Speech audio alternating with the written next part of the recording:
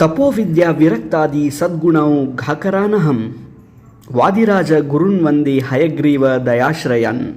ವಾದಿರಾಜರು ಕ್ರಿಸ್ತಶಕ 1480ರಲ್ಲಿ ಜನಿಸಿದರು. ಕನ್ನಡ ಹರಿದಾಸ ಪಂಥದ ಪ್ರಮುಖರಲ್ಲೊಬ್ಬರು. ಇವರು ವ್ಯಾಸರಾಯರ ಪ್ರಮುಖ ಶಿಷ್ಯರಲ್ಲಿ ಸೋದೆಯ ಮಠಾಧಿಪತಿಗಳಾಗಿದ್ದರು. ಕನ್ನಡ ಮತ್ತು ಸಂಸ್ಕೃತ ಭಾಷೆಗಳಲ್ಲಿ ಅಪಾರ ಪಾಂಡಿತ್ಯವನ್ನು ಪಡೆದಿದ್ದರು. ಅವರ ಕವಿತೆ ತರ್ಕಬದ್ಧವಾದುದು. ಇವರ ವಾಗ್ಮೈಕರ್ಯವನ್ನು ಮೆಚ್ಚಿದ ವಿಜಯನಗರ ಸಾಮ್ರಾಜ್ಯದ ರಾಜ ಶ್ರೀಕೃಷ್ಣ ದೇವರಾಯನು ಇವರಿಗೆ ಪ್ರಸಂಗಾಭರಣ ತೀರ್ಥರೆಂಬ ಬಿರುದನ್ನು ನೀಡಿ ಗೌರವಿಸಿದರು. ಶ್ರೀಹರಿ ಭಕ್ತಿಯನ್ನು ಕೀರ್ತನೆಗಳ ಮೂಲಕ ಜನಸಾಮಾನ್ಯರಿಗೆ ತಿಳಿಕನ್ನಡದಲ್ಲಿ ಸರಳವಾಗಿ ಅರ್ಥವಾಗುವಂತೆ ಮಾಡಿದರು. ಅಷ್ಟಮಠಗಳಲ್ಲಿ ಈಗ ನಡೆಯುವ ಪರ್ಯಾಯೋತ್ಸವ ಪದ್ಧತಿಯನ್ನು ಪ್ರಾರಂಭಿಸಿದರು.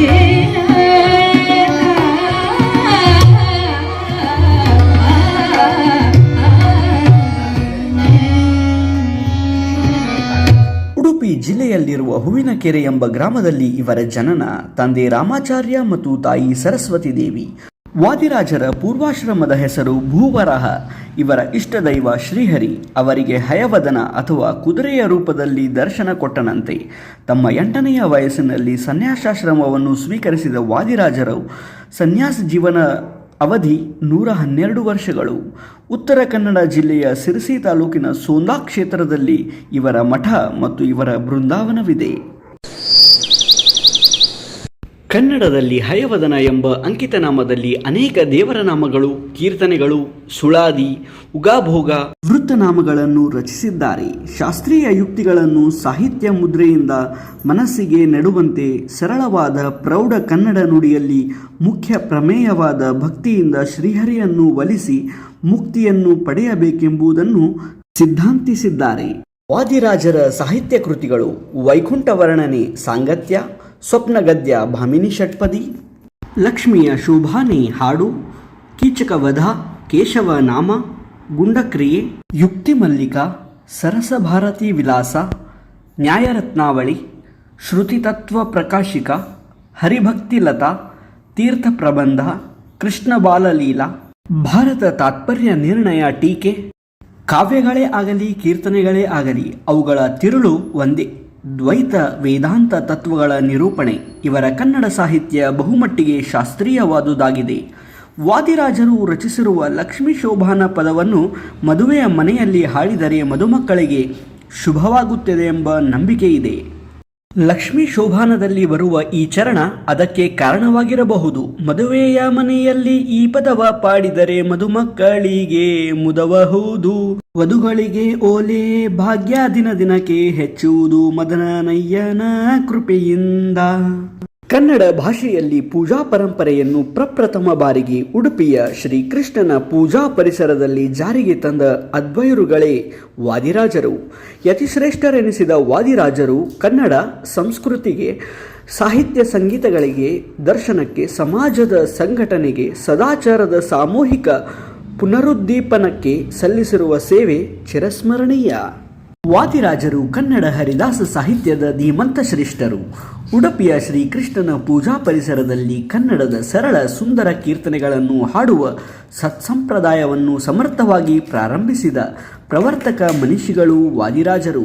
ಭಗವಂತನ ದಶಾವತಾರ ವರ್ಣನೆಯನ್ನು ವೈವಿಧ್ಯಪೂರ್ಣವಾಗಿ ವಿಶಿಷ್ಟ ಶೈಲಿಯಲ್ಲಿ ಬಿತ್ತರಿಸುವ ವಾದಿರಾಜರ ಕೃತಿಗಳು ಚಮತ್ಕಾರ ಅಪೂರ್ವ. ಲೀಲಾಜಾಲವಾಗಿ ಹೊಸ ಬಿಸಿನಲ್ಲಿ ಸುಂದರ ಸಮನೋಹರವಾಗಿ ಕಾವ್ಯ ಕಲೆಗಳನ್ನು ಅವರು ಅರಳಿಸುವ ಪರಿ ಅನನ್ಯ.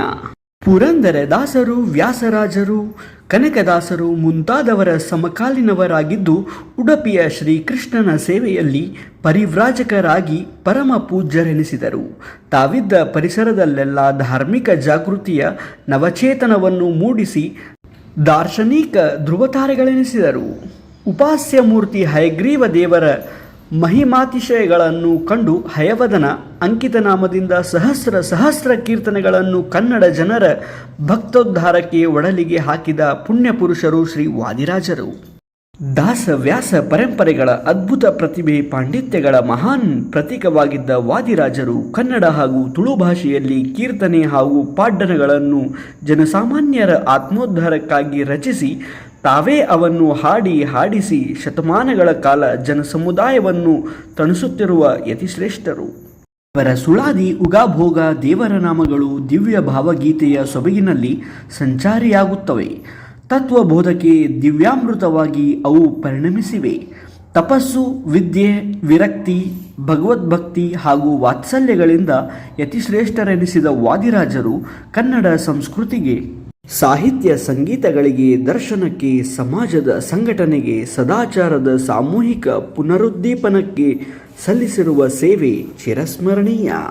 ಸಾಮಾಜಿಕ ಪ್ರಜ್ಞೆ ಹಾಗೂ ಸಮಾಜದ ಬಗ್ಗೆ ಅಪಾರ ಕಳಕಳಿಯನ್ನು ತಮ್ಮ ಕೃತಿಗಳಿಂದ, ಕಾರ್ಯಗಳಿಂದ ಮೆರೆದಿರುವ ವಾದಿರಾಜರು ವಾಸ್ತವ ಪ್ರಜ್ಞೆಯೆಡೆಗೆ ಜನರನ್ನು ಕರೆದೊಯ್ಯುವರಲ್ಲಿ ನಿಷ್ಣಾತರು. ಭಗವನ್ ನಾಮಸ್ಮರಣೆ ಮನುಷ್ಯನಿಗೆ ಉತ್ತಮ ಹಿನ್ನೆಲೆಯನ್ನು ನಿರ್ಮಿಸಬಲ್ಲುದೆಂದು ಹೇಳಿ ಪ್ರಾತಃ ಕಾಲದಲ್ಲೆದ್ದು ಪಾರ್ಥ ಸಾರಥಿಯನ್ನು ಪ್ರೀತಿಲಿ ನೆನೆದರೆ ಪ್ರೀತನಾಗುವ ಹರಿ.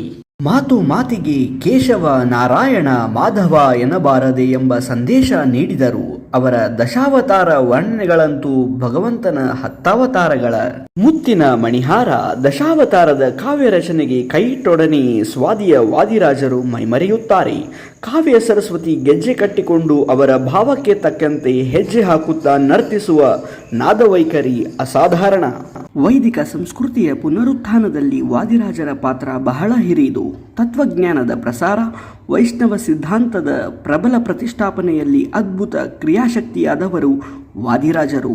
ತಪಶಕ್ತಿ, ಮಂತ್ರಸಿದ್ಧಿ ಹಾಗೂ ನಿಶ್ಚಿತ ತತ್ವಜ್ಞಾನಗಳ ತ್ರಿವೇಣಿ ಸಂಗಮವಾಗಿದ್ದ ವಾದಿರಾಜರಿಗೆ ರಾಜ ಮಹಾರಾಜರುಗಳೇ ತಾಮುಂದು ಎಂದು ಬಂದು ಸೇವೆ ಮಾಡುತ್ತಿದ್ದರು.